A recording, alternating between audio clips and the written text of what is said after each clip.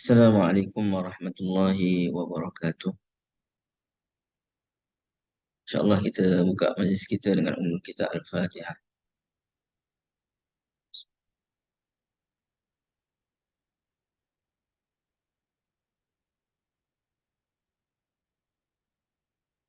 Alhamdulillahi Rabbil Alamin. Assalatu wassalamu ala ashrafil anbiya wal mursalin wa ala alihi wa sahbihi ajma'in. Rabbi shrah li sadri wa yassir li amri wahlul 'uqdatam min lisani yafqahu qawli. Rabbi zidna 'ilma warzuqna fahma amma ba'd. Tuan-tuan jemaah muslimin muslimat yang dirahmati Allah Subhanahu wa taala. Alhamdulillah, bersyukur pada Allah Subhanahu Wa Taala pada pagi ini dapat kita bersama insya-Allah dalam siri yang baru, iaitu siri tadabbur surah Al-Munafiqun. Yang mana sebelum ini telah kita tamatkan tadabbur surah Al-Jumu'ah. Jadi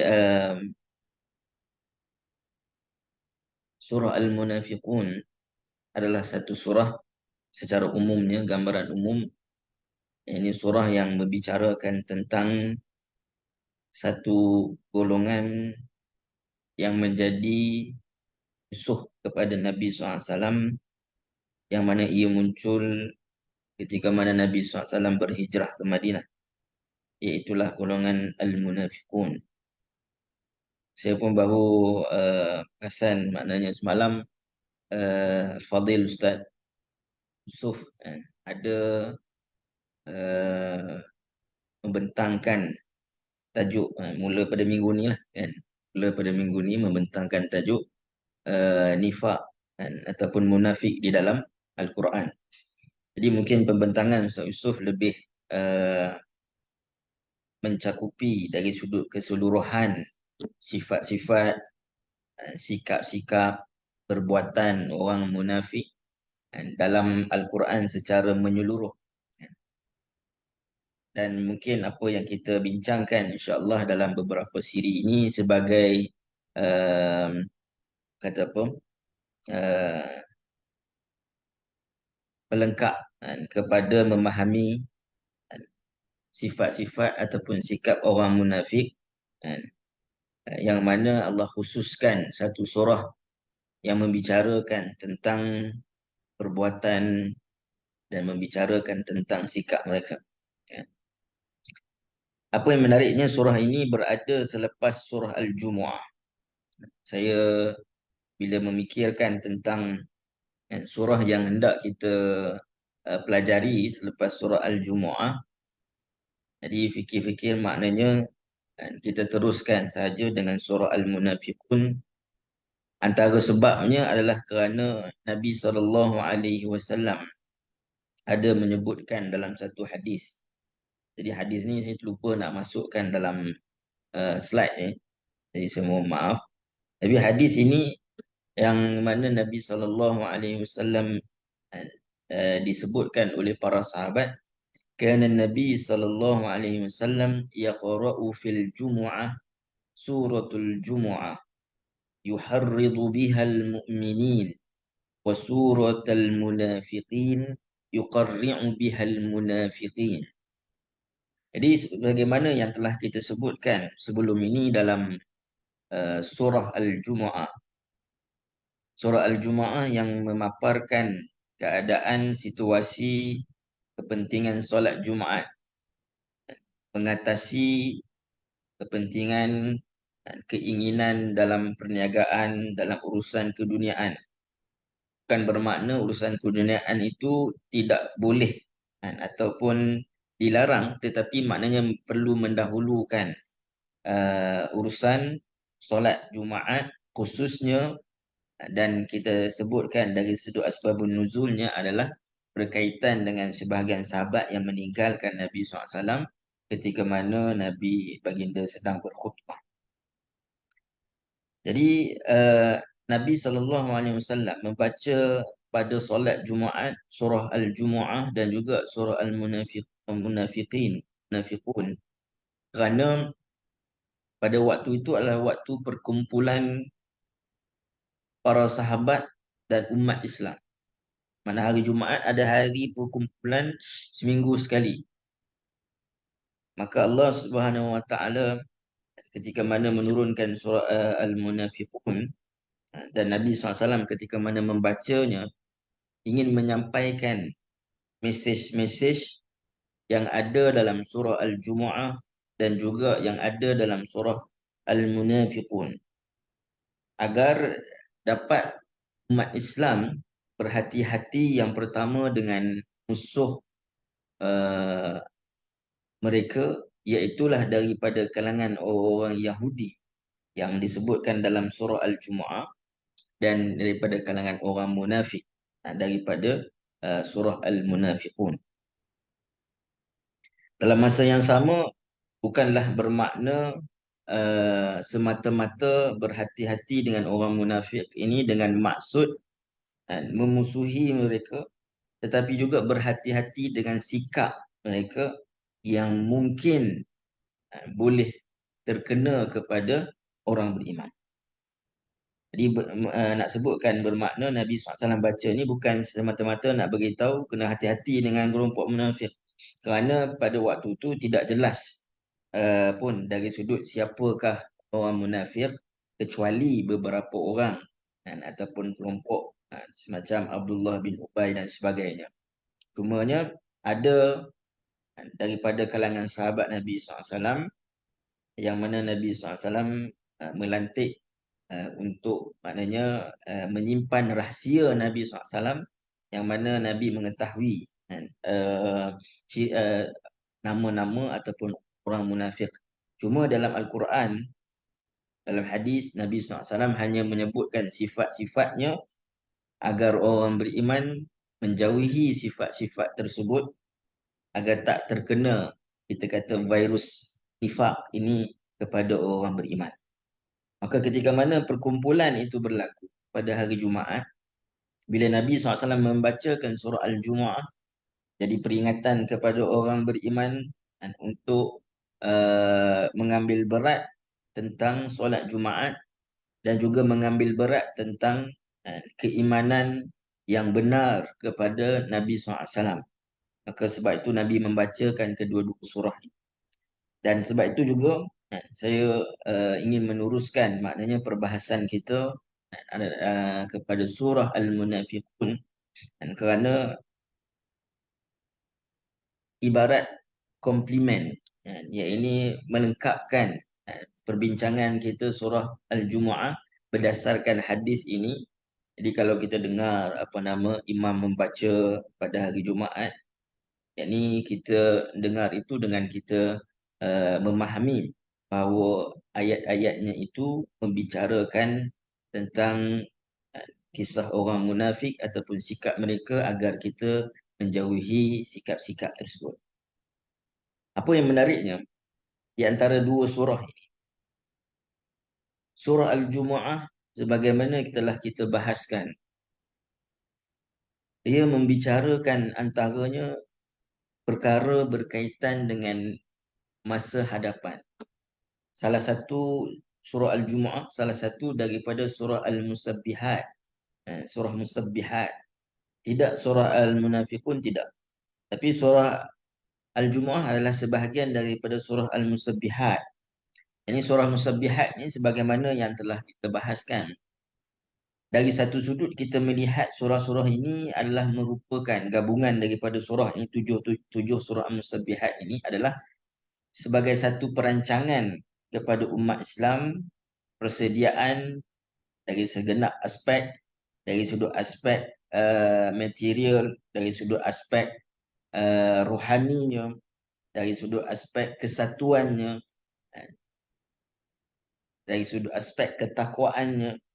Jadi ia membicarakan tentang perkara persediaan yang perlu dilakukan, dan ianya berterusan hingga ke masa hadapan.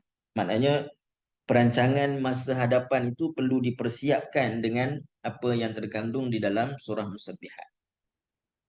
Manakala surah Al-Munafiqun adalah surah yang mana membicarakan tentang sejarah satu golongan yang mana sejarah golongan tersebut dicela atas sikap-sikap mereka yang mungkin terkena kepada orang beriman. Kalau dalam bahasa mudah saya nak sebutkan, kita membaca kedua-dua surah ini ibarat kita sedang memandu kereta, kan? Umpamaannya. Jadi bila kita memandu kereta, maknanya kita yang utamanya fokus kepada pemandangan di hadapan kita, kan? Laluan yang kita nak lalui, kan? Kerana laluan itulah yang tersedia dan arah tuju tu kita dah jelas nak ke mana, kan? Jadi kita buat persediaan, kita melihat ke hadapan. Yang ni minggu lepas orang balik bercuti, kan, dalam keadaan jam dan sebagainya. Jadi sebelum nak naik kereta pun maknanya melakukan persediaan, persiapan, kan, supaya perjalanan itu selamat, kan. Yang ni dengan mengambil asbab-asbabnya. Dalam keadaan itu bila kita menaiki kereta, kan, sudah tentu bila kita tengah bawa kereta tu, sekali-sekala kita juga perlu melihat ke belakang. Tapi melihat ke belakang bukan maknanya menoleh ke belakang terus lihat, kan, berteleku lama melihat ke belakang, tak. Mana kita melihat sikit, kan, di cermin kita, kan, cermin pandang belakang kita itu kita tengok ada kereta ke, kalau kita nak ubah lane, kan, kalau kita nak laju dan sebagainya.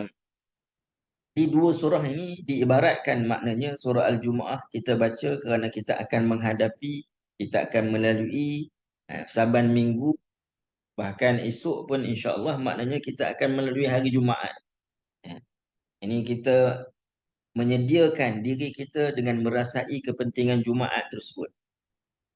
Tapi dalam masa yang sama, hari itu juga sepatutnya menjadi hari yang kita pandang ke belakang. Maknanya kita jadikan sebagai satu tempat yang mana kita melihat diri kita yang seminggu yang lalu. Adakah kita ada penyakit daripada sikap-sikap orang munafik. Apa yang menariknya dalam Al-Quran, saya belum nak bahaskan lagi, cuma nak berikan gambaran terlebih dahulu. Allah Subhanahu Wa Taala menyebutkan sifat nifaq ini sebagai penyakit, fi qulubihim marad. Ya. Jadi kalau kita bayangkan satu penyakit, ya, yang mana boleh menghinggapi seseorang, dan penyakit ini apabila menghinggapi seseorang, kalau ia tidak dirawat secara berterusan ataupun daripada permulaan, maknanya tak dirawat awal. Kalau kita ibarat kanser, kan, kalau dia tak dirawat awal, maka dia akan naik ke stage yang seterusnya hinggalah pada tahap stage yang maknanya tak boleh nak buat apa dah. Maka sebab itu sifat nifaq ini juga adalah sifat yang perlu maknanya kita pandang ke belakang, melihat antara maknanya hari Jumaat, selain menghadirkan diri kita dengan ikhlas, dengan maknanya segera dalam menghadiri solat Jumaat, apa yang perlu kita lakukan apabila Nabi sendiri membaca surah Al-Munafiqun pada hari Jumaat, bukan semata-mata nak menemplak orang munafik. Kerana menemplak orang munafik itu adalah orang munafik pada waktu itu sahaja yang berada. Sekaligus memberikan peringatan kepada orang muslimin agar melihat diri mereka, agar melihat diri kita. Adakah maknanya kita mempunyai sifat ini? Kalau benar kita rasa ada ura-ura mempunyai sifat tersebut, maka segeralah untuk mencantasnya ataupun mengubatinya, agar ia tidak menjadi barah yang mana berterusan. Maka hikmah bila Nabi SAW baca suratul Jumu'ah dan juga surah Al-Munafiqun, dan kita pun dalam pemanduan, balik kepada analogi kita tadi, dalam pemanduan yang selamat, maka kita sekali sekala kita kena tengok cermin pandang belakang, agar maknanya pemanduan kita itu lebih selamat lah. Yang ni kita tak potong yang ikut suka, dan maknanya kita mengikut aliran trafik yang betul. Ini analoginya. Baik. Jadi itu gambaran surah Al-Munafiqun yang nak menceritakan tentang sifat munafik dan kenapa Nabi SAW membaca kedua surah ini pada hari Jumaat. Yang ini untuk memotivasikan orang Islam dan menempelak orang munafik, dalam masa yang sama juga nak beritahu kepada umat Islam agar sentiasa melihat, cek dirinya adakah mempunyai sikap-sikap orang munafik. Baik. Jadi kita pergi kepada surah. Jadi insya-Allah pada pagi ini kita akan membicarakan tentang mukaddimah surah. Sebab surah ini agak menarik kan. Dan persoalan tentang kaum munafik ini adalah antara persoalan yang diberikan spotlight yang besar di dalam Al-Quran. Ini kita tengok dalam suratul Baqarah sendiri, daripada ayat 20 ayat yang membicarakan tentang 3 golongan. Ayat yang paling panjang, ayat 8 hingga ayat yang ke-20, membicarakan tentang orang-orang munafik. Bahkan dalam Al-Quran juga, dalam surah At-Taubah sebagai contoh, banyak Allah Subhanahu Wa Taala membongkar sikap-sikap mereka. Jadi sikap ataupun orang munafik ini dari sudut sikap mereka banyak diberikan perhatian agar umat Islam tidak cenderung ataupun mengikuti langkah dan juga sikap mereka. Baik. Latar belakang surah.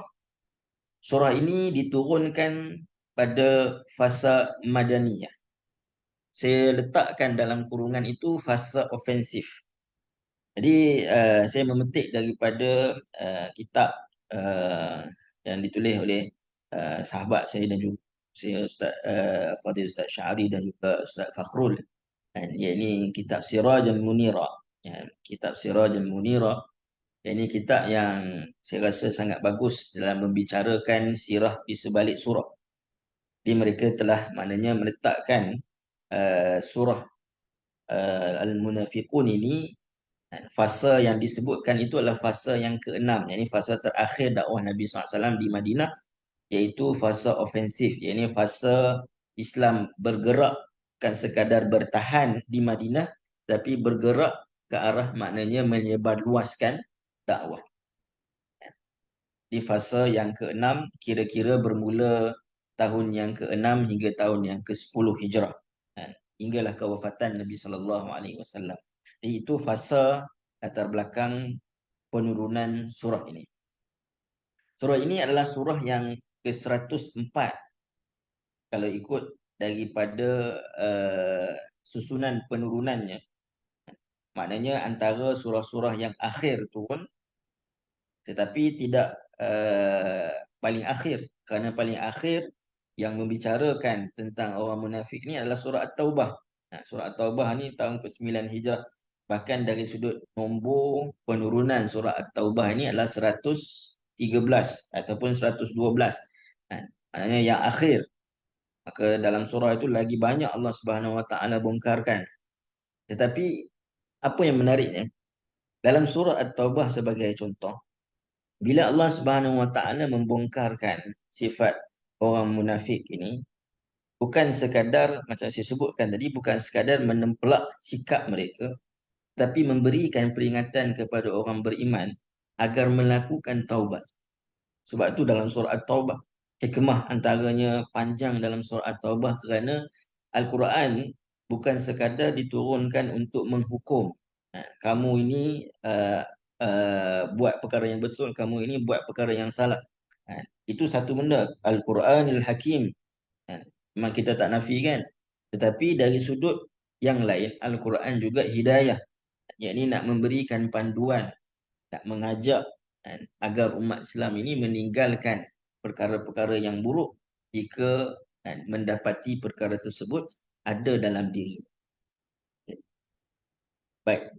Jadi sebab itu bila kita nak kenapa saya tegaskan benda ni, kerana bila kita nak membincangkan tentang surah Al-Munafiqun, surah sifat-sifat mereka ini, mungkin saya tak panjangkan tentang sifat, dan Al-Fadhil Ustaz Yusof mungkin akan lebih panjang tentang sifat-sifat nifak dalam Quran dan sebagainya. Cuma nak sebutkan, dalam kita membicarakan ini, jangan kita beranggapan kita membicarakan tentang satu golongan. Seolah-olah Perkara ini terpisah daripada kita. Mana kita nak cerita tentang golongan, oh inilah perangai mereka, itu, ini dan sebagainya. Tanpa kita nak berusaha, adakah kita nak muhasabah tentang sifat ataupun perangai ini, adakah mungkin terdapat kepada orang Islam. Ha, Jadi kita nampak Nabi membaca pada hari Jumaat pun, maknanya dengan ramai orang Islam yang ada, termasuklah orang yang benar-benar beriman dan orang munafik. Maka bagi orang munafik memang mereka akan terasa. Maknanya mereka ditujukan ayat itu. Tetapi bagi orang beriman adalah mengambil sikap berhati-hati. Sebab itu Sayyidina Umar radhiyallahu an pernah bertanya kepada sahabat Nabi yang menjaga rahsia, khususnya berkaitan orang munafik, yakni Huzaifah bin Yaman. Tanya, adakah aku termasuk daripada kalangan orang munafik? Jauh sangatlah kalau kita nak ceritakan kita dengan Sayyidina Umar, kan? Tapi Sayyidina Umar dalam keadaan syaitan pun takut dengan dia. Kan? Dia pun maknanya tetap muhasabah dan tetap maknanya bertanyakan takut-takut. Dia termasuk dalam golongan orang-orang munafik. Jadi itu sikap yang perlu kita ambil bila kita membahaskan apa sahaja berkaitan Al-Quran, sama ada cerita tentang orang kafir, cerita tentang orang munafik dan sebagainya. Kita mengambil sikap. Satu, memang Allah Subhanahu Wa Taala nak ceritakan tentang kelompok ini ataupun golongan ini yang wujud. Yang keduanya, golongan ini akan terus wujud. Dan adakah kita bersikap dengan sikap-sikap mereka. Nauzubillah, mudah-mudahan Allah Subhanahu Wa Taala menjauhkan kita daripada sikap-sikap tersebut. Baik. Surah ini adalah yang turun selepas daripada peperangan Bani Mustaliq.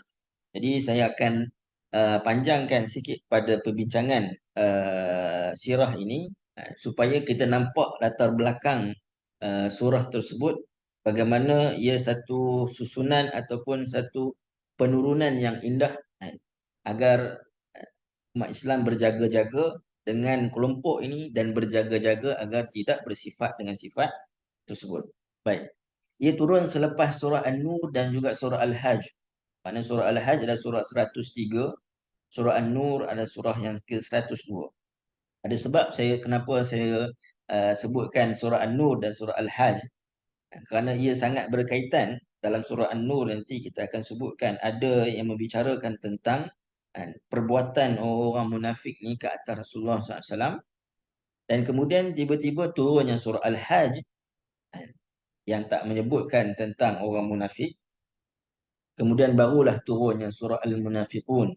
Jadi kenapa seakan-akan ada, maknanya ada jeda di antara surah An-Nur yang cerita tentang orang munafik, tiba-tiba surah Al-Hajj, dan kemudiannya surah Al-Munafiqun. Surah ini adalah surah yang ke-63 dari sudut penyusunannya, mengandungi 11 ayat. Sangat cantik juga. Nanti saya akan sebutkan di akhir sekali bagaimana ia dibahaskan dengan surah Al-Jumu'ah yang juga mempunyai 11 ayat.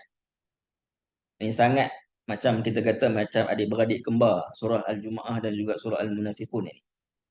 Dan susunannya adalah sebelum surah Al-Taghabun, mengandungi 180 perkataan, 976 huruf. Baik.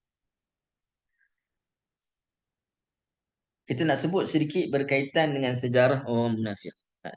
Saya rasa mungkin Ustaz Yusof telah membicarakan tentang sejarah mereka. Saya hanya sebutkan sedikit sahaja sebelum nak masuk kepada peperangan Bani Mustaliq. Baik. Kita tahu orang munafik ini mereka muncul di Madinah, maknanya di Mekah belum ada. Di Madinah khususnya selepas daripada peperangan Badar. Maknanya sebelum daripada itu, ketika mana Nabi SAW berhijrah ke Madinah, mereka ini adalah orang-orang yang kafir. Maknanya orang yang belum lagi memeluk Islam. Selepas Islam nampak gah, nampak kuat dalam peperangan Badar, bahkan dapat terlihat orang yang mana memeluk Islam dan turut serta dalam peperangan Badar, maka mereka akan mendapat benefit. Jadi daripada kita duduk kafir, maknanya baik kita perlu Islam. Satu, bila kita peluk Islam, kita dah selamat dah duduk dalam pemerintahan Islam. Yang kedua, kita boleh dapat benefit dari sudut harta rampasan. Jadi sebab itu munculnya golongan munafikin yang asalnya adalah orang-orang yang masih lagi kafir, walaupun setelah Nabi SAW berhijrah ke Madinah, mereka memeluk Islam hanya kerana kerana mereka melihat Islam itu telah menjadi kuat. Dalam masa yang sama mereka boleh dapat gain benefit daripada keislaman mereka, benefit yang bersifat materialistik. Jadi antara ketuanya kita faham dan kita biasa mendengar ketuanya ini adalah Abdullah bin Ubay. Ini kepalanya. Kepalanya adalah Abdullah bin Ubay. Dan kita sebutkan kenapa dia antara orang yang sangat membenci Nabi SAW dan melakukan pelbagai konspirasi ke atas Nabi SAW, kerana dia adalah calon kalau kita sebut Perdana Menteri lah, calon Perdana Menteri di Madinah kalaulah Nabi SAW tidak datang ke Madinah. Bahkan dalam sirah menyebutkan orang Madinah ni telah seakan-akan telah menyiapkan pakaiannya, maknanya pakaian untuk dia pakai, untuk ditabalkan sebagai PM di Madinah. Tetapi bila elok sahaja, maknanya pada ketika itu Nabi SAW pun Allah perintahkan untuk berhijrah ke Madinah, dan dia merasakan bahawa Nabi SAW telah merampas kedudukan dia, takhta dia, pengaruh dia, yang menyebabkan dia sangat memusuhi Nabi SAW. Jadi selepas kita tahu apa yang berlaku dalam perang Uhud, saya ringkaskan cerita perang Uhud, yang ini sebahagian daripada orang munafik ni maknanya mereka berpatah balik. Yang ini tidak bersama dengan Nabi SAW di dalam peperangan tersebut atas hasutan Abdullah bin Ubay ini. Jadi ketika mana berlakunya solat Jumaat, mana selepas pada peperangan Uhud, ada solat Jumaat, Abdullah bin Ubay ini nak sebutkan, saya ambil sirah ini kerana dia berkaitan dengan solat Jumaat juga. Mana nak katakan solat Jumaat ni adalah solat yang turut dihadiri oleh orang munafik. Tapi bila Nabi SAW baca, Allahu'alam, kerana hati mereka ini penuh dengan dendam, penuh dengan kedengkian, kebencian, maka ayat-ayat Al-Quran itu tidak, maknanya memberi sentuhan kepada mereka. Jadi Abdullah bin Ubay ketika mana Nabi SAW berkhutbah, mana nak berkhutbah, nak menyampaikan khutbah, setiap kali itu Abdullah bin Ubay akan terlebih dahulu bangun dan mencelah. Dia berkata dengan nada sindiran, oh inilah Muhammad, taatilah dia, ikutilah dia, supportlah dia. Orang pada ketika itu dah tahu dah perangai Abdullah bin Ubay ni, sejak daripada sikap mereka yang lari daripada medan Uhud. Jadi walaupun dia sebut itu dalam nada ataupun dalam perkataan, dalam buku sirah, perkataannya itu seakan-akan suruh support Nabi SAW. Tapi para sahabat mengetahui bahawa nada sebutan dia itu seakan-akan sindiran. Sehingga kan para sahabat sangat tak senang. Ada yang tarik baju dia, duduk, kamu tak layak bercakap sedemikian. Jadi orang kata apa, dah terzahir sikap dia itu sebelum ini, yang menyebabkan apa yang dia ucapkan itu, walaupun pada teksnya itu nampak baik, tapi kita boleh faham itu adalah dengan nada sindiran. Bahkan kemudiannya mereka bersekongkol dengan Yahudi Bani Nadir dan berencana konspirasi terhadap orang Islam, terhadap Rasulullah SAW. Dan yakni dia bersama, dia kata dia akan menghantar bantuan kepada Bani Qainuqa sebelumnya dan Bani Nadir. Dan kemudiannya di dalam peperangan Ahzab pada tahun ke-5 Hijrah, menjadi tali barut dalam peperangan Ahzab dengan menimbulkan huru-hara. Ini disuruh maknanya dari sudut Yahudi Bani Quraizah bergabung dengan dengan orang musyrikin, yang sepatutnya Yahudi Bani Quraizah ini menjadi benteng pertahanan Madinah. di tempat yang mana kalau kita tengok perkampungan, kalau map kan, perkampungan Bani Quraizah ni adalah tempat yang mana tempat yang tak digali parit. Maknanya tempat kawasan digali parit tu mana umat Islam berjaga di keliling Madinah tu, tapi bukan keliling bulat. Yang ni lebih daripada separuh bulat lah. Kawasan Madinah dan kawasan yang tak digali parit itu adalah kawasan penempatan Bani Quraizah. Maknanya mereka itulah yang sepatutnya menjaga keamanan Madinah daripada masuk. Kan? Tapi bila mana mereka juga maknanya terlibat dengan uh, sekutu orang musyrikin bersama dengan peperangan Ahzab, yang ini perang dalam peperangan Ahzab orang musyrikin yang mana mereka bersekutu dan mereka ingin memusuhi Nabi SAW, memerangi Nabi SAW. Antara peranannya itu adalah peranan orang-orang munafik yang mana mereka lah yang menghuru-harakan keadaan orang Islam dalam masa yang sama menimbulkan keresahan bila nampak tentera datang. Mereka kata, oh inikah yang dijanjikan oleh Allah dan Rasul, tengoklah apa yang berlaku depan mata kita ini. Ini musuh sedang menghampiri kita, nak menghancurkan kita. Dia menyebabkan menimbulkan rasa takut. Dan sebenarnya orang Islam ni tak takut pun. Dan kalau kita tengok dalam surah Ali Imran, Allah Subhanahu Wa Taala menyatakan tentang orang beriman, satu ayat yang saya rasa sangat kena juga dengan situasi semasa kita hari ini, iaitu ketika mana Allah Subhanahu Wa Taala sebut dalam surah Ali Imran ayat 173, ketika mana orang Islam ini nampak kan, tentera-tentera Ahzab datang kan, untuk menyerbu Madinah. Orang munafik ni kata kepada mereka, kamu tak takut ke mereka ni? Fakhshawhum. Kan? Tapi Allah Subhanahu Wa Taala sebut orang beriman, fazadahum imana wa qalu hasbunallahu wa ni'mal wakil. Ini dalam keadaan mereka terkepung, musuh datang untuk mengepung mereka. Orang munafik ni dia rasa takut. Tetapi orang Islam tetap dengan keimanannya, bahkan bertambah keimanan mereka, keyakinan mereka kepada Allah Subhanahu Wa Taala, dan mereka mampu mengucapkan hasbunallah wa ni'mal wakil.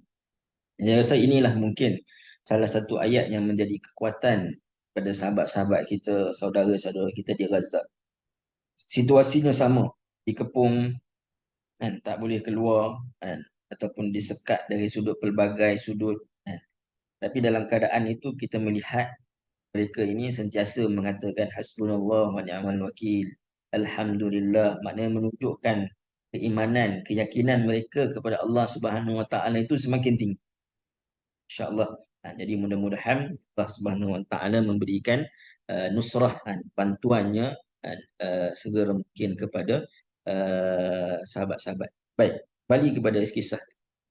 Jadi itu secara ringkas berkaitan dengan peranan orang munafikin sebelum daripada peperangan Bani Mustaliq. Peperangan Bani Mustaliq ini berlaku pada tahun 6 Hijrah. Baik, saya nak detailkan sedikit berkaitan dengan peristiwa yang saya rasa besar. Satu poin ataupun keadaan yang orang munafik ini dia memanfaatkan keadaan itu, situasi itu, peristiwa itu untuk melakukan, mewujudkan konspirasi ke atas Nabi SAW, untuk memburukkan imej Nabi SAW. Iaitulah kisah bagaimana Nabi SAW selepas daripada peperangan Ahzab, Nabi SAW mengahwini Zainab binti Jahsh. Iaitulah Zainab ini siapa? Zainab ini adalah bekas isteri anak angkatnya, iaitu Zaid bin Harithah. Kalau kita tengok Zaid bin Harithah, anak angkat Nabi SAW, dengan Zainab ini, mereka berpisah bukanlah kerana Nabi minta mereka berpisah, tapi mereka maknanya ada konflik yang menyebabkan maknanya mereka berpisah. Dan kemudiannya Allah Subhanahu Wa Taala memerintahkan Nabi SAW untuk mengahwini Zainab dengan tujuan ada tujuannya, iaitu untuk memecahkan tradisi Arab pada ketika itu. Baik. Jadi tradisi Arab ni, apa tradisi Arab ni? Tradisi Arab ini mereka beranggapan bahawa anak angkat ini adalah seperti mana anak sendiri. Mereka ini diberikan harta pewarisan, pewarisan ini boleh bagi kepada mereka. Bahkan isteri mereka itu adalah haram dikahwini. Kalau anak sendiri kan, ini maknanya seorang bapa dengan menantunya. Ia haram secara muabbad, haram secara maknanya selama-lamanya untuk berkahwin dengan menantu ataupun menantu dengan mertua kan. Haram selama-lamanya. Jadi tradisi Arab beranggapan sedemikian, maknanya tak boleh ataupun boleh kata macam dosa besar lah kahwin dengan anak angkat. Tapi Islam, Allah Subhanahu Wa Taala nak mendatangkan agar tradisi itu tidak lagi berterusan. Maknanya anak angkat ini bukan seperti mana anak sendiri. Jadi untuk menguatkan syariat Islam dan memecahkan tradisi Arab itu, maka Allah Subhanahu Wa Taala memerintahkan Nabi SAW untuk berkahwin dengan Zainab binti Jahsh. Kan? Apatah lagi perkahwinan dengan Zainab binti Jahsh ini adalah perkahwinan yang kelima. Bayangkan dalam Al-Quran sendiri maknanya memerintahkan paling banyak adalah 4. Tapi bila Nabi SAW kahwin dengan Zainab ni, satu dahlah berkaitan dengan Zainab ni adalah anak angkat Nabi SAW. Benar, Puan Asiah, memang benar. Sangat dekat surah Al-Ahzab dengan surah Al-Munafiqun.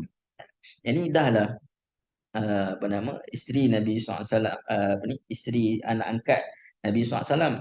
Kemudian perkahwinan itu adalah perkahwinan yang kelima. Cuma dari sudut perkahwinan Nabi SAW ini lebih daripada 4. Satu, kita lihat tadi bahawa ia adalah perintah Allah Subhanahu Wa Taala, dan perkahwinan Nabi SAW juga adalah disebabkan urusan dakwah yang menjadi khususiyah Nabi SAW. Dan kita tengok isteri-isteri Nabi, apa yang menariknya, saya ada terbaca yang mana menyebutkan antara hikmah Nabi SAW boleh berkahwin lebih daripada 4 adalah karakter isteri-isteri Nabi SAW ni adalah karakter yang berbeza dan pelbagai. Ada karakter yang buat cemburu, ada karakter yang macam ibu-ibu yang suka masak macam Saudah kan. Ada karakter yang manja, ada karakter yang ahli ilmu, ada karakter yang tegas. Jadi ada pelbagai karakter. Bahkan isteri-isteri Nabi ini pun bukan orang biasa. Yang kebanyakannya adalah daripada anak bekas bekas apa nama, ketua-ketua kabilah yang telah maknanya Islam datang, antaranya nanti ketua Bani Mustalik kan. Baik.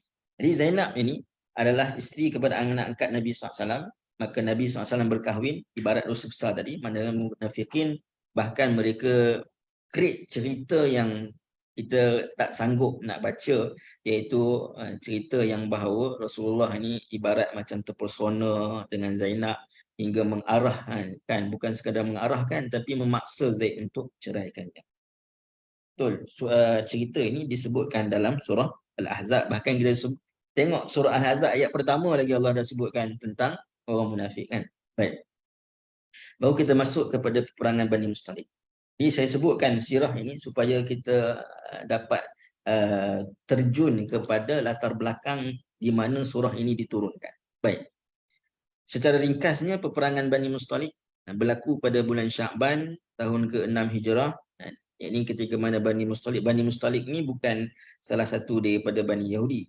Ini mereka kalangan orang musyrikin lah, musyrik. Yang mana diketuai oleh Al-Haris ibn Dirar, yang mana mereka merencana untuk memerangi Nabi SAW. Maka Nabi SAW pun memutuskan seorang sahabat yang bernama Buraidah untuk cek sama ada berita itu betul ataupun tidak. Maka setelah Buraidah datang pada Nabi SAW beritahu bahawa apa yang direncanakan itu benar, maka Nabi SAW pun mengerahkan tenteranya untuk pergi berperang, pergi ke perkampungan Bani Mustalik ini. Dan inilah kali pertamanya, peperangan pertama yang mana orang-orang munafik turut serta dalam peperangan di luar Madinah. Maknanya sebelum ni pada peperangan Uhud mereka ikut, tapi mereka tak ikut serta, balik patah balik. Dan antaranya peperangan Ahzab. Peperangan Ahzab berlaku dalam Madinah. Maka inilah peperangan pertama yang mereka turut serta bersama dengan Nabi SAW. Yang mana diringkaskan dalam peperangan itu berlaku adegan panah memanah.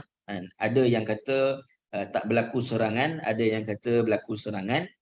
Cumanya yang pentingnya adalah serangan yang berlaku antaranya adalah menawan Bi'ru Al-Muraisi'. Al-Muraisi' ni adalah satu sumur, telaga, yang mana umat Islam berjaya mengawal telaga tersebut. Baik. Dan setelah daripada peperangan ini, Thabit bin Qais yang ini ingin membebaskan tawanannya, iaitulah Juwairiyah, dengan bayaran. Ini Juwairiyah ni ditawan oleh Thabit bin Qais dan ianya dibayar oleh Nabi SAW, dan kemudiannya Nabi SAW mengahwini Juwairiyah, dan Juwairiyah ni adalah anak kepada salah seorang pemuka Bani Mustalik. Dan dengan perkahwinan dan keislaman Juwairiyah ini, maka dia memerdeka dan mengislamkan 100 keluarga daripada Bani Mustalik. Jadi sebab tu kita sebutkan tadi, antara hikmah Nabi SAW diberikan perkahwinan lebih daripada 4, antaranya tadi untuk menegaskan hukum, seperti mana ia berkahwin dengan Zainab binti Jahsh. Dan juga dalam peristiwa ini maknanya dari sudut untuk tujuan menyampaikan dakwah yang lebih luas. Baik. Surah An-Nur. Ini saya nak sebutkan tadi kenapa saya menyebutkan surah Al-Munafiqun diturunkan sebelumnya adalah surah Al-Hajj dan surah An-Nur. Baik. Peranan Al-Munafiqin dalam penurunan surah An-Nur. Baik, selepas daripada peperangan Bani Mustalik ni, ketika mana umat Islam sedang berehat-rehat di satu telaga. Cerita ni akan saya ulang dan kita akan sebutkan sekali lagi nanti, sebab dia adalah asbabun nuzul bagi surah Al-Munafiqun. Cuma saya sebutkan ada dua peristiwa yang penting yang berlaku, yang mana orang munafik ini mereka menggunakan waktu ini, kesempatan ini untuk maknanya tohmah dan juga melakukan konspirasi kepada umat Islam, khususnya kepada Nabi SAW. Baik. Jadi bila mereka berehat di satu telaga, dan ini berlaku perebutan dari sudut nak mendapatkan bekalan air tersebut, hingga kan muncul daripada kalangan para sahabat ini, mereka kata, oh lihat ni orang Ansar, yang seorang lagi pula balas, oh lihat ni orang Muhajirin. Maknanya mereka menimbulkan balik semangat asabiah tu. Dan bila Nabi SAW dengar, Nabi SAW marah. Jadi bila orang munafik dengar ni, mereka seolah macam mencemuh orang Islam ni bergaduh dan sebagainya, dan dia masih lagi hasad dengan Nabi SAW. Kalau Nabi SAW maknanya tak datang ke Madinah, maka dialah yang akan jadi ketua. Dia rasa dia lebih baiklah kalau dia jadi ketua, kan. Dia mengucapkan, kalaulah kami pulang ke Madinah nanti, maka orang-orang yang mulia, yang ini dinisbahkan pada diri dia, daripada kalangan kita akan mengusir keluar orang-orang yang hina, iaitu orang Islam. Namun kemudiannya Nabi tak dengar pada waktu tu. Ada seorang sahabat Nabi, Zaid bin Arqam, yang dengar, tapi waktu tu dia muda lagi. Dia bagi tahu seorang sahabat ni Usaid, tak silap, dia bagi tahu kepada Rasulullah, dan Rasulullah mengetahui perbuatan orang munafik itu. Ni cerita kemudian, maknanya selepas turunnya surah An-Nur, cerita kemudiannya, dia tahu bahawa Rasulullah dah tahu apa yang dia sebut. Dia datang kepada Rasulullah untuk menafikan, oh saya tak pernah sebut benda itu. Maka itulah ayat yang pertama turun surah Al-Munafiqun. Iza ja'akal munafiqun. Ketika mana dia datang kepada Rasulullah, dia menafikan, Allah kata dia apa? Kazibu. Dia adalah orang-orang yang berdusta. Nanti kita akan sebutkan lebih lanjut. Cumanya itu adalah antara word yang disebutkan selepas daripada peperangan Bani Mustalik. Dan kita tahu dalam surah An-Nur dan selepas pada peristiwa Bani Mustalik, antara peristiwa yang besar yang berlaku kepada Nabi SAW pada ketika itu adalah Aisyah fitnah ke atas isteri baginda Aisyah radhiyallahu anha. Istilahnya maknanya selepas daripada peperangan tersebut, Nabi SAW bila Nabi pergi berperang, Nabi akan bawa salah seorang daripada isteri baginda dengan cara cabut undi, kan? Cabut undi. Baik. Jadi Aisyah radhiyallahu anha ketika itu ikut Nabi SAW dan ketika mana ingin pulang ke Madinah, Aisyah ni orang yang maknanya kecil, bertubuh kecil dan memang pada usia remaja lagi. Jadi isteri-isteri Nabi ni biasa mereka duduk atas kalau orang Cina tu dipanggil apa, tandu. Duduk atas tu lah, maknanya dibawa oleh sahabat kan. Jadi bila mereka duduk di tempat rehat, Sayyidina Aisyah ni perasan bahawa kalung ni, rantai dia ni yang dikatakan rantai yang diberikan oleh dadanya telah pun hilang. Maka dia pun turun daripada tempat duduk dia, tandu, dan kemudian carilah kalung tersebut. Hingga kan bila cari-cari, rupanya tentera Islam tu telah bergerak balik ke Madinah. Jadi dah tak ada lah, rombongan tu dah tak ada, terlepas rombongan pulang ke Madinah. Jadi seorang sahabat yang bernama Safwan ibn Mu'attal, ada yang kata Safwan ni maknanya dia tertidur lama sikit, maknanya dia berehat lama sikit. Bila dia sampai ke tempat Aisyah tu, dia pernah melihat Sayyidatina Aisyah, dan dia kata, adakah ini isteri Rasulullah SAW? Dia terkejut. Dia pun mengucapkan lafaz istirja, inna lillahi wa inna ilaihi raji'un, dan dia minta Sayyidatina Aisyah untuk naik dia punya binatang tunggangan dia dan bawa balik Sayyidatina Aisyah ke Madinah. Ini tak habis-habis, dia tak bercakap langsung. Kalau tengok dalam sirah dia tak bercakap, dia hanya sebut inna lillahi wa inna ilaihi istirja.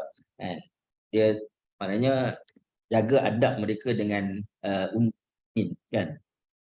Kemudian bila sampai di Madinah, kita tahu Abdullah bin Ubay inilah yang mereka cerita fitnah ke atas Sayyidatina Aisyah radhiyallahu anha dengan Safwan ini, maknanya melakukan perkara yang tak elok. Allah izin pada ketika itu Sayyidatina Aisyah sebenarnya jatuh sakit. Maknanya ketika mana cerita tu sedang viral, Sayyidatina Aisyah tak tahu pun. Sebab apa? Sebab beliau sakit. Bila sampai ke Madinah, beliau sakit. Bila dah viral, sampailah lebih kurang hampir 1 bulan, ayat Al-Quran tak diturunkan. Nabi SAW pun rasa sedih, kan? Sangat sedih hatilah, sebab isteri yang Nabi cintai, kan? Bila Sayyidina Aisyah pergi berjumpa dengan ibu bapanya, Abu Bakar, dia barulah Abu Bakar maknanya ceritakan hal yang sebenar, cerita yang lengkap. Menyebabkan Sayyidina Aisyah menangis pada waktu itu. Lagi tambah menangis, ini satu cerita yang menarik. Ini cerita tentang bagaimana kehidupan rumah tangga Nabi SAW. Nabi SAW pada waktu itu datang menziarahi Sayyidina Aisyah. Nabi kata kepada Sayyidina Aisyah, kalau kamu tidak bersalah, sudah tentu maknanya Allah Subhanahu Wa Taala datang untuk membersihkan namamu.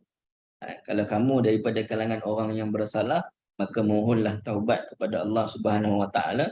Sesungguhnya Allah Subhanahu Wa Taala menerima taubat. Lagilah menangis kuatlah dan Sayyidatina Aisyah. Maknanya harapannya adalah suaminya mempercayai dirinya. Nabi SAW bukan tak percaya, tetapi Nabi SAW bersikap maknanya kalau Sayyidatina Aisyah bersih, maka sudah tentu Al-Quran turun. Jadi kisah ini ada banyak pengajaran. Antaranya nak menunjukkan bahawa Al-Quran itu bukan tulisan Nabi, bukan kata-kata Nabi. Kalau kata tulisan Nabi, sudah tentu hari pertama fitnah itu berlaku, Nabi akan tolak, kata ini bukan kisah yang benar. Tapi hikmah Allah Subhanahu Wa Taala melambatkan, satu menguji Nabi SAW, dan juga yang keduanya nak menguji keimanan para sahabat, teguh bersama dengan Nabi SAW. Dan yang seterusnya maknanya nak menunjukkan sifat Al-Quran itu bukanlah datang daripada Nabi SAW. Baik, Sayyidina Aisyah menangis pada waktu. Sayyidina Aisyah kata, tak ada apa yang boleh aku katakan melainkan apa yang dikatakan oleh Nabi Yaqub, fasabrun jamil. Innallaha musta'an ala ma tasifun. Tak ada apa yang aku boleh katakan melainkan sabar. Jadi bila Allah Subhanahu Wa Taala turunkan surah An-Nur ayat yang ke-11, Nabi SAW merasa sangat gembira kan. Nabi maknanya gembira lah kan. Segera datang bertemu dengan Aisyah radhiyallahu anha kan. Sayyidina Aisyah jawab apa? Sayyidina Aisyah kata tidak ada kasih melainkan kasih kepada Allah Subhanahu Wa Taala. Macam soalan macam merajuk lah, merajuk dengan Nabi SAW. Tapi nak sebutkan itu dari sudut keindahan lah rumah tangga, sweetnya rumah tangga Nabi SAW. Baik. Jadi kalau kita tengok peristiwa-peristiwa ini, mungkin akan kita terfikirkan kenapa Rasulullah SAW, sebab tadi dalam peristiwa bila Abdullah bin Ubay tadi menyebutkan kami adalah orang yang mulia, orang Islam adalah orang yang hina. Sayyidina Umar bila dengar perkara itu, Sayyidina Umar kata suruh sahabat Nabi perintahkan seorang sahabat Nabi SAW bunuh dia. Tapi Nabi kata tak perlu bunuh ataupun tak payah bunuh. Jadi kenapa Nabi SAW tidak membenarkan untuk membunuh ataupun menghapuskan orang yang jelas-jelas kemunafikan ini? Antara satu sebabnya yang biasa kita pelajari dan disebutkan dalam sirah juga pengajarannya adalah supaya orang yang kemudian tidak menyebutkan bahawa Nabi SAW membunuh daripada kalangan pengikutnya. Sebab orang bukan tahu dari sudut keimanannya dalaman kan, perangainya macam mana. Sejarahnya boleh dimanipulasikan. Dia Islam, kenapa bunuh dia? Satu sudut yang lain kita sebutkan Abdullah bin Ubay tadi, dia adalah orang yang sangat berpengaruh. Bayangkan dalam peperangan oleh 300 orang yang mana ikut bersama dengan dia. So pengaruh dia tu besar. Bahkan memang sebelum kedatangan Nabi SAW pun dialah yang akan ditabalkan menjadi menjadi ketua. Jadi kalau Nabi SAW melancarkan permusuhan secara zahir kepada Abdullah bin Ubay, maka umat Islam pada waktu itu akan berpecah. Madinah akan kolaps. Tidak ada kesatuan kerana Madinah pada waktu itu adalah fasa baru selepas daripada fasa bertahan. Bahkan pada 6 tahun awalnya adalah fasa bertahan, dan kemudian fasa nak memperluaskan itu memerlukan kekuatan tentera umat Islam. Dan biasanya yang kuat memusuhi ini adalah golongan-golongan atas ni, yang kepala-kepalanya. Yang bawahan itu, pengikut itu lebih mudah maknanya nak dikendurkan dari sudut kebencian mereka, dari sudut ki mereka. Maka sebab itu kita melihat Nabi SAW bukan sekadar maknanya tidak mahu orang menyangka Nabi membunuh pengikutnya, tetapi lebih besar adalah matlamatnya untuk maknanya mendirikan negara Madinah yang aman, mendapatkan kekuatan, dan urusan mereka itu juga nak bagi tahu bahawa urusan dalaman seseorang itu adalah bukan urusan manusia, harta Nabi SAW. Dia adalah urusan dia dengan Allah Subhanahu Wa Taala. Apa yang zahir dia menyatakan keislamannya, maka kita berhukum secara zahir. Ini indahnya Islam. Bahkan Nabi SAW, nanti kita sebutkan saat hampir kematian Abdullah bin Ubay pun, Nabi SAW berusaha untuk memohon ampun kepada Abdullah bin Ubay. Dia kan Umar bin Khattab kata tak payahlah mohon ampun kepada dia, dan Allah Subhanahu Wa Taala datang membenarkan apa yang disebutkan oleh Sayyidina Umar. Baik. Okey. Selepas surah An-Nur, kita akan dapati akan ada surah Al-Hajj. Ini mengikut Al-Maududi dan apa yang disebutkan dalam kitab Sirajul Munirah. Kenapa tiba-tiba datang surah Al-Hajj, kemudian baru turun surah Al-Munafiqun? Ada apa dalam surah Al-Hajj ini? Jadi surah Al-Hajj ini bermula dengan kedahsyatan kiamat dan cerita tentang permulaan manusia. Jadi orang-orang yang kita sebut yang munafik ini, Setengah tempat dalam Al-Quran Allah Subhanahu Wa Taala directly golongkan mereka dalam kalangan orang-orang kafir.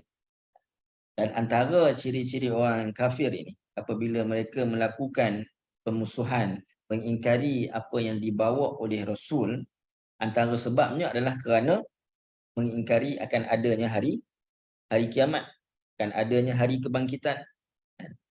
Maka surah Al-Hajj mendatangkan tentang kedahsyatan kiamat untuk memperingati orang beriman, orang munafik, keseluruhannya umat Islam pada ketika itu, bahawa ini adalah peristiwa yang benar akan berlaku dan manusia ini akan dihisap dari sudut amalannya.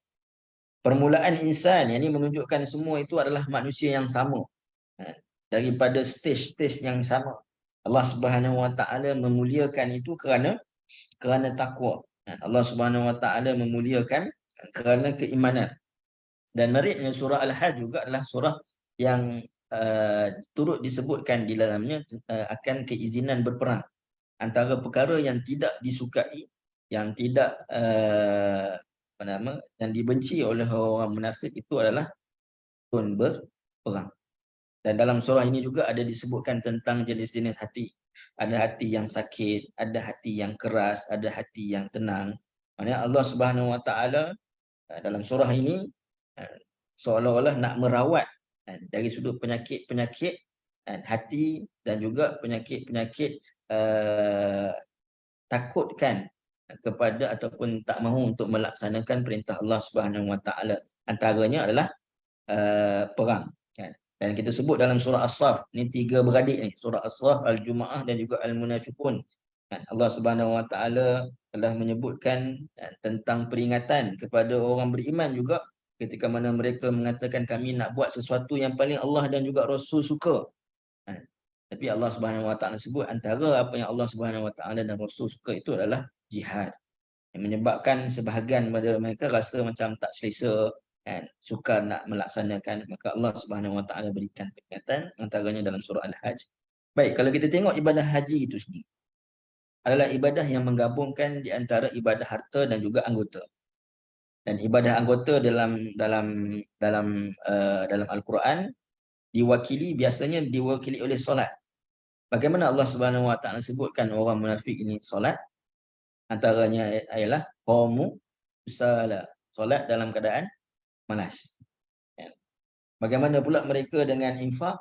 Mereka sangat kedekut. Sebab itu penghujung surah Al-Munafiqun, Allah Subhanahu Wa Taala sebutkan tentang infak. Bahkan nanti surah At-Taghabun selepas daripada surah Al-Munafiqun juga disebutkan tentang infak. Maka Allah Subhanahu Wa Taala nak sebutkan, satu dikatakan kefarduan haji diwajibkan. Ada yang kata sebelum lagi kefarduan haji telah diwajibkan, kan? Tapi ada yang kata maknanya pada penurunan ini farduan haji diwajibkan. Dalam masa yang sama memberikan satu model bagaimana untuk mengislahkan masyarakat dan bagaimana sepatutnya kesan daripada ibadah itu ataupun bekalan untuk memahami ibadah haji itu. Ibrahnya adalah untuk membina karakter yang baharu dalam diri orang beriman. Walaupun kalau kita tak pergi haji lagi pun, tetapi maknanya kita memahami dari sudut manasik haji itu. Kita tahu bahawa manasik haji itu tujuannya adalah untuk membina karakter sebagai orang yang beriman, yang takutkan pada Allah Subhanahu Wa Taala dan juga hari kiamat. Man kana yu'minu billah yaumil akhir. Baik. Ini kemudian barulah turun surah Al-Munafiqun. Baik, sikit lagi. Surah Al-Munafiqun. Dan barulah turun surah Al-Munafiqun yang kita akan bahaskan. Baik. Jadi kalau kita tengok struktur pula dari sudut surah Al-Munafiqun dan juga surah Al-Jumu'ah, apa yang menariknya, kedua-dua tadi kita sebut 11 ayat. 8 ayat yang pertama dalam kedua-dua surah menggambarkan kelebihan dan kemuliaan Nabi SAW. Dalam masa yang sama menyebutkan kehinaan kepada mereka yang memusuhi Nabi SAW. Baik, kalau kita tengok surah Al-Jumu'ah kita dah bahaskanlah. Ini kemuliaan Nabi, huwallazi ba'asa fil ummiyina rasulan minhum yatlu alaihim ila akhir ayat. Dan ayat yang kedua. Dalam surah Al-Munafiqun Allah Subhanahu Wa Taala menyebutkan tentang Nabi SAW, bagi kemuliaan Nabi SAW adalah Allah Subhanahu Wa Taala memuliakan baginda dengan Allah Subhanahu Wa Taala, antaranya ketika mana Allah Subhanahu Wa Taala sebutkan para rasul ini, antara kelebihannya adalah boleh memohon ampun kepada Allah Subhanahu Wa Taala atas kesalahan para sahabat ketika itu. Disebutkan ayat yang kelima, wa idza qila lahum ta'alu yastaghfir lakum rasulullah.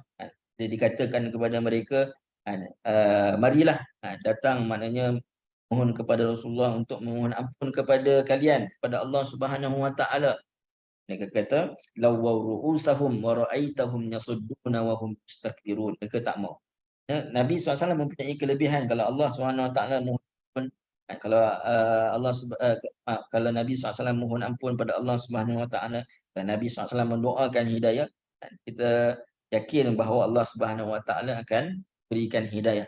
Tetapi mereka sendiri memilih untuk tak mau. Jadi sebagaimana Allah menyebutkan kemuliaan Nabi SAW, dalam masa yang sama Allah juga menyebutkan kehinaan kedua-duanya. Antaranya Allah sebutkan mereka ini orang yang berdusta, lakazibu. Kalau dalam surah Al-Jumu'ah Allah sebutkan tentang mereka ini claim diri mereka, self claim bahawa mereka ni adalah umat yang baik, kan. Jadi dalam 8 ayat pertama dalam kedua-dua surah Allah sebutkan kelebihan Nabi dan kehinaan kepada orang yang memusuhi Nabi. Satu orang Yahudi, satu orang munafik, yang menjadi dua musuh utama Nabi SAW di Madinah. Dan 3 ayat terakhir adalah saranan kepada kaum muslimin, ya, ini dalam surah Al-Jumu'ah baik ataupun dalam surah Al-Munafiqun. Kedua-duanya bermula apabila Allah Subhanahu Wa Taala menyebutkan tentang apakah peranan yang perlu dilakukan oleh orang Islam untuk take action agar tidak bersikap seperti mana mereka yang memusuhi Nabi SAW. Dalam surah Al-Jumu'ah maknanya pentingkan tentang solat Jumaat tersebut, tentang solat khususnya solat Jumaat. Manakala surah Al-Munafiqun disebutkan antaranya adalah dalam 3 ayat yang terakhir. Baik. Kemudian surah Al-Jumu'ah dan juga surah Al-Munafiqun, kita nak tengok sikit dari sudut perbandingannya.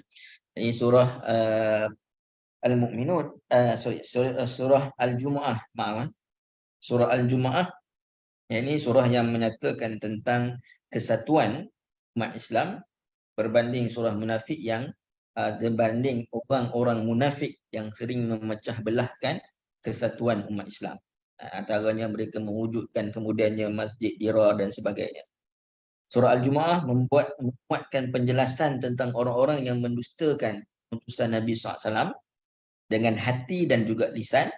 Yang ini orang Yahudi, hati dan juga lisan, maknanya mereka mendustakan pengutusan Nabi SAW. Dalam surah Al-Munafiqun Allah Subhanahu Wa Taala jelaskan tentang orang yang mendustakan dengan lisan, dengan hati walaupun tidak dengan lisan. Dan akhir sekali surah Al-Munafiqun dan juga surah At-Taghabun, surah sebelum ini surah Al-Munafiqun, surah Al-Jumu'ah menyebutkan tentang orang Yahudi dan surah Al-Munafiqun menyebutkan tentang orang munafik dan orang-orang beriman. Maka surah At-Taghabun ini mengkhabarkan tentang pengakhiran kedua-dua golongan ini. Kalau kita tengok surah At-Taghabun pada ayat yang ke-9, Allah Subhanahu Wa Taala sebutkan tentang orang beriman, dan kemudian pada ayat yang ke-10 Allah Subhanahu Wa Taala sebutkan tentang orang-orang yang kafir. Surah Al-Munafiqun sebutkan tentang jangan dilalaikan oleh harta dan anak, manakala surah At-Taghabun menyebutkan kedua-duanya itu adalah fitnah, yakni ujian kepada manusia, dan gesaan dalam surah Al-Munafiqun infak, dan begitulah juga dalam surah At-Taghabun juga ada berkaitan dengan infak. Wallahu a'lam. Mungkin itu mukadimah. InsyaAllah pada minggu hadapan kita akan bincangkan sedikit berkaitan tentang makna nifaq, nafaqah, kerana saya melihat makna ini dalam kamus dia mempunyai pelbagai makna yang kita boleh lihat daripada makna nifaq itu, pelbagai sikapnya yang sesuai dengan makna secara bahasa nifaq itu sendiri, dan juga kita akan sebutkan pembahagiannya, dan insya-Allah kalau berkesempatan kita akan masuk pada ayat yang pertama biiznillah kita. Insya-Allah. Allahu ta'ala alam. Baik, datang kepada Allah Subhanahu wa taala dari sendiri. Aku bihadza wa astaghfirullah. Assalamualaikum. Waalaikumsalam warahmatullahi wabarakatuh. Jazakallah khair Ustaz. Terima kasih. Terima kasih Ustaz. Assalamualaikum. Terima kasih. Terima kasih Ustaz. Terima kasih semua. Assalamualaikum. Terima kasih Ustaz.